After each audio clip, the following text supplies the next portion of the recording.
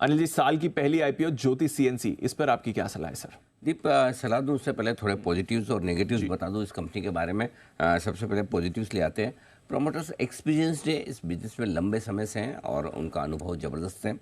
दूसरा, कंपनी की साइज़ अच्छी है, अपनी इंडस्ट्री में थर्ड लार्जेस्ट प्लेयर है इंडिया में और 10% से ज़्यादा का मार्केट शेयर रखती है। दूसरा, डायरेक्टली कोई लिस्टेड प्लेयर इस बिज़नेस में है नहीं।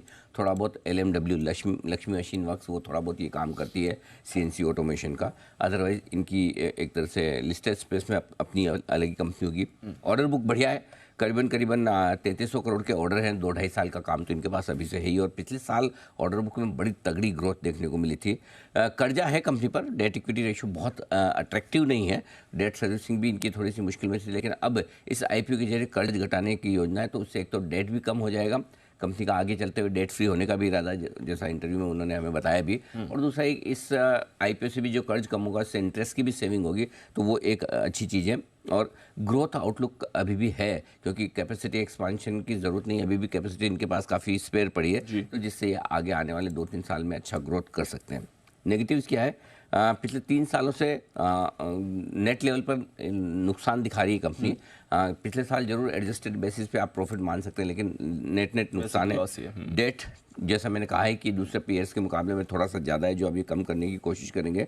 फाइनेंशियल्स को लेकर कंपनी को थोड़ा काम करना पड़ेगा, उतने मजबूत नहीं है, इनफैक्ट कमज़ोर है। और ये भी इनकी जो बाहर की जो सब्सिडरी है, उसकी सब्सिडी में जो परफॉर्मेंस थोड़ी सी ख़राब हुई, उसकी वजह से इंडियन बिजनेस अच्छा कर रहा है, लेकिन बाहर की जो सब्सिडरी है इनकी, विदेशी सब्सिडरी, वहाँ पर नुकसान है, उसकी वजह से यहाँ थोड़ा सा मुश्किल होता हुआ दिख रहा है। सो आई थिंक अब उसकी भी परफॉर्मेंस शायद ट्रैक पर आती हुई दिख रही है।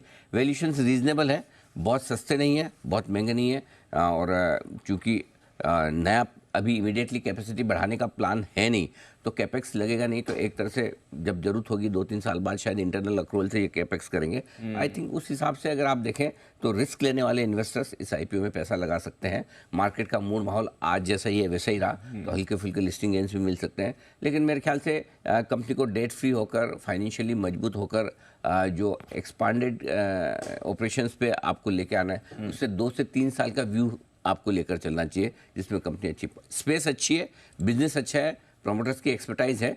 लॉन्ग टर्म के लिए आप रिस्क लेना चाहते हैं तो पैसा लगा सकते हैं। लॉन्ग टर्म के लिए अगर लेना है या हाई रिस्क, सिर्फ लिस्टिंग के लिए आज से ना देखें। सिर्फ लिस्टिंग, हाँ, क्योंकि जिस तरह के मूड माहौल में लिस्टिंग के बजाय आप थोड़ा सा लॉन्ग टर्म सोचे। अभी जैसा मार्केट है तो लिस्टिंग पे थोड़ा पैसा बन जाएगा, लेकिन लॉन्ग टर्म के हिसाब से सोचे ज़्यादा बढ़िया है। लॉन्ग टर्म के हिसाब से सोचिए ज़्यादा बढ़िया है, ये आपके लिए राय आ रही है।